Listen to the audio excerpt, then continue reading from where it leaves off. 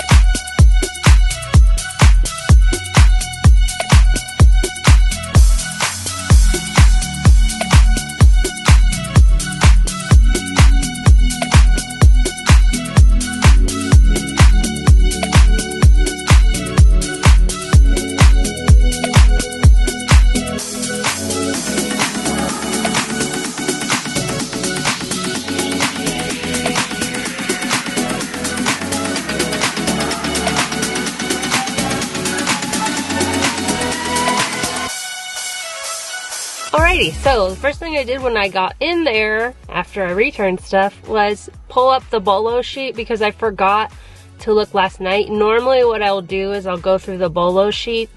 It's mid-March right now, so I'd probably do February plus whatever's in March so far and just see what there is and what to look for. So I did that in store because it's a Google sheet. So if you want to join the BOLO group, that is available. Links are always below. It's just at yoursellingguide.com/BOLO. Anyway, so I did that in store. There actually wasn't any BOLOs from Target so far in March. However, I shared some, so there's that. Now there are. I forgot that one thing I always do in Target is go to the Starbucks. 1, to get a coffee, and 2, to scan all the cups. So there's a couple cups that I've been replanning for quite a while. They seem to always have them here. And so I grabbed more of those. Then I headed over to the beauty. And then I remembered why I don't do beauty. I was doing like the makeup and stuff. It just takes forever, and there's like cameras everywhere and workers watching, and I don't know, I don't like the pressure. So I scanned some stuff. I just wanted to show a couple things. So like here's this Revlon. It's like a 2-pack of the eyeshadows. It's a pretty cheap eyeshadow. It doesn't make any money, like, well, I mean, it makes a couple dollars, but nothing worth buying, but just an example that there is stuff. I think for beauty, I would do Tactical Arbitrage. So that's a software that runs for online arbitrage. And you can pick Target and you can pick beauty, like the category, to go ahead and sort through because there's a lot more online stuff. Because there's like the colors of mascara or the colors of eyeliner, like specific colors are hot and make money. And so I didn't find any beauty that I actually bought, but now I know what to search when I get home with Tactical Arbitrage. There's a free 10-day trial for Tactical Arbitrage if you want to try it out.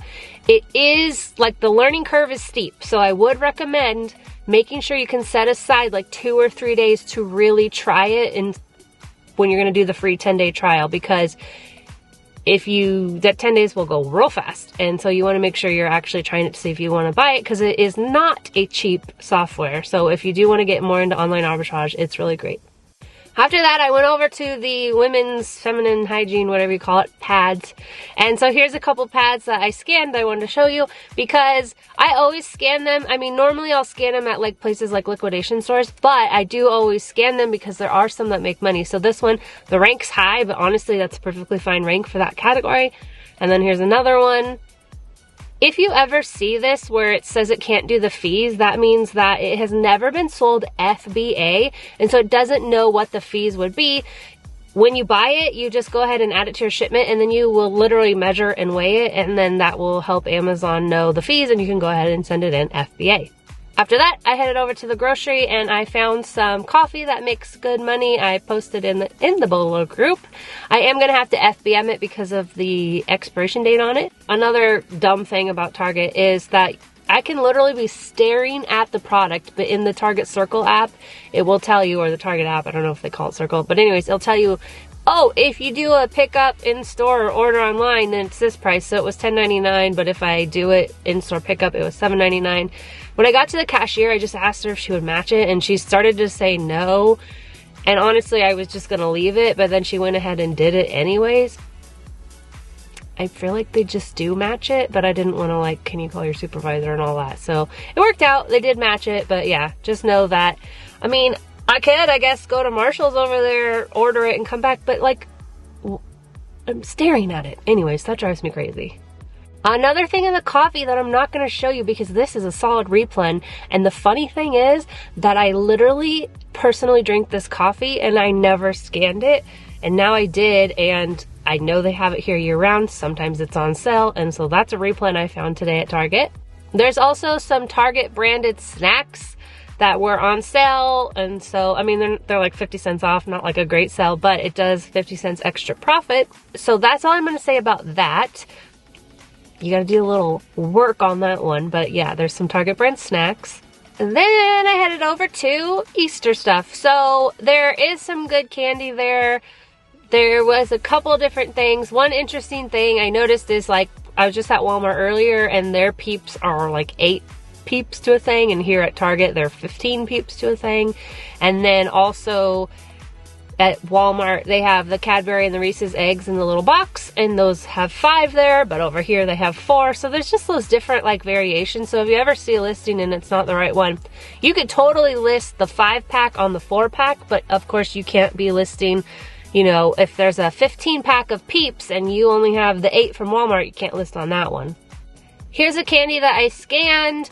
It makes just under $5. The reason I scanned it is it's weird. That's a weird candy. And so I'm always scanning weird things. The weirder it seems to me, the more money it usually makes. That goes for toys too, because I don't know if you know this, but like barf, vomit, poop, all those kind of toys, the kids love. Especially, it was like 3 years ago, it was like a unicorn that pooped or farted or something. It's just kind of funny. Kids are weird. Anyway, so that's what I'm always looking for. Things that stand out to me, things I've never seen before, and things that are weird.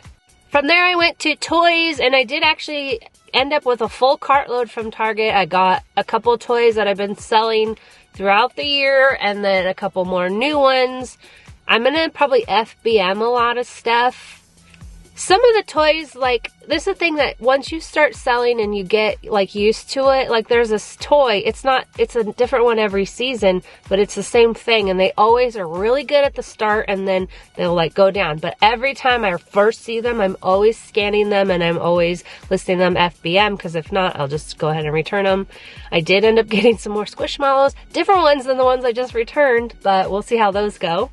So overall, I spent $500. I'm pretty sure I should be making at least $400 profit on all the stuff that I found. But yeah, I think it was a good day, good trip at this Target. And now I'm going to head over to Marshall's and continue on with my sourcing day. If you enjoyed this video, Thank you so much for watching. Don't forget to subscribe, like, comment, and join me in the BOLO group. It's a lot of fun to go sourcing and talk to other Amazon seller friends, so it's available for you if you want to join it. Until next time, happy sourcing.